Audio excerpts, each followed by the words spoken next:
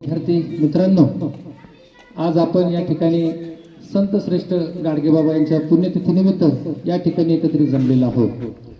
मुलांनी अतिशय सुंदर असे भाषणे या ठिकाणी त्यांच्या माध्यमातून आम्ही या ठिकाणी ऐकत होतो. सर्वप्रथम या सर्व मुलांसाठी जोरदार टाळ्या होऊन जाऊ. अतिशय चांगल्या पद्धतीनं त्यांच्या भाषेतून त्यांनी या ठिकाणी आपलं मनोगत व्यक्त केलेलं आहे. स्टेजवर समोर येऊन दोन शब्द बोलणं हे साधी आणि सोपी गोष्ट नाही. या चिमुकल्यांच्या आम्ही आता बसल्याच्या क्षणी खुर्चीवर बघत होतो की खूप चांगल्या पद्धतीने डेअरिंग पद्धतीने ते बोलत होते. आम्हीही या शाळेत शिकलेलो आहोत, 1ली ते 7वी. आमची कधी समोर येऊन बोलण्याची डेअरिंग कधी झाली नाही. हे चित्र डोळ्यासमोर बघितलं, आमचेही लहानपणीचे दिवस आम्हाला आठवतात. तुमचं मनापासून कौतुकाने धन्यवाद. विद्यार्थी मित्रांनो, संत गाडगेबाबा हे चित्र डोळ्यासमोर दिसलं की आपण बघतो की त्यांचा परिवेश बरोबर आहे.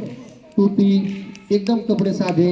आपण त्यांची जयंती किंवा पुण्यतिथी आपण का साजरा करतो? हा महाराष्ट्र शूरवीरांचा, साधू संतांचा, समाज सुधारकांचा, साहित्यिकांचा आणि अशा हा महान थोर व्यक्तिमत्वांचा हा महाराष्ट्र आहे, हा देश आहे. आपण यांच्या जयंत्या पुण्यतिथ्या का साजरा करतो? समजा लक्षात घ्या, ज्या आई वडिलांनी, ज्या आजोबांनी पंजोबांनी आपल्याला यांनी संपत्ती दिली, प्रॉपर्टी दिली, त्यांच्या आपण जयंत्या पुण्यतिथ्या का करत नाही? आता बऱ्याच जणांना वडील माहिती आहे, आजोबा माहिती आहे, पंजोबा नसेल माहित. आठवतात का पंजोबा कोणाला? नाही आठवत. बरोबर आहे. त्यांनी तर आपल्याला प्रॉपर्टी कमवून दिलेली, घरं दिली, शेती दिली, जमीन जुमला दिला, पैसा अडका दिला, पण त्यांचं आपलं नाव सुद्धा माहित नाही पंजोबाचं. बरोबर आहे की नाही? काही मुलांना माहित असेल. परंतु 150-200 वर्षापूर्वी हे संत महंत या महाराष्ट्रात जन्मले. यांचं आजही नाव आश्रमवर आहे. का नाव आश्रमवर आहे? त्यांच्याकडे पैसा होता का? नाही.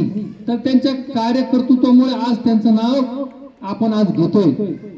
संत गाडगेबाबा असेल, संत तुकाराम महाराज असेल, संत नामदेव महाराज असेल, संत गोरा कुंभार असेल किंवा छत्रपती शिवराय असेल, आंबेडकर असेल, अण्णाभाऊ साठे असतील, अहिल्यादेवी होळकर असेल किंवा संत सेवालाल महाराज असेल, आणि आज रोजी आपण बघतो की अब्दुल कलाम साहेब असेल, या महापुरुषांचे, महामानवांचे आपण जयंती पुण्यतिथ्या साजरा करतो. याचं कारण एकच आहे की त्यांनी केलेलं काम, कामामुळेच माणूस मोठा होऊ शकतो, पैशामुळे नाही. म्हणून त्यांच्या पुण्यतिथ्या आपण साजरा करतो. यातून एकच उद्देश आहे की आपण काहीतरी घेतलं पाहिजे.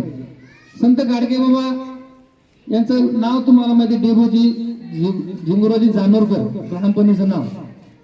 लहानपणी त्यांचं लग्न झालं, परंतु लहान असताना संत गाडगेबाबा यांचे वडील वारले. कशामुळे वारले? कशामुळे वारले? तुम्ही वाचलेलं आहे की वडील व्यसन करत होते, दारू पित होते. त्यामुळे त्यांच्या वडिलांचा मृत्यू झाला आणि हळूहळू ते मोठे झाल्याच्या नंतर त्यांना कळाले की आपले वडील ज्याप्रमाणे, ज्या व्यसनेने वारले, इतरांचे वडील वारले नाही पाहिजे.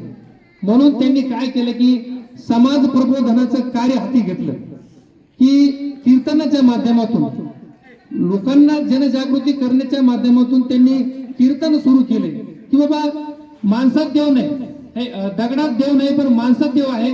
माणसाची सेवा केली पाहिजे, दीनदुबळ्यांची सेवा केली पाहिजे, व्यसने दिलपासून आपण दूर गेलं पाहिजे.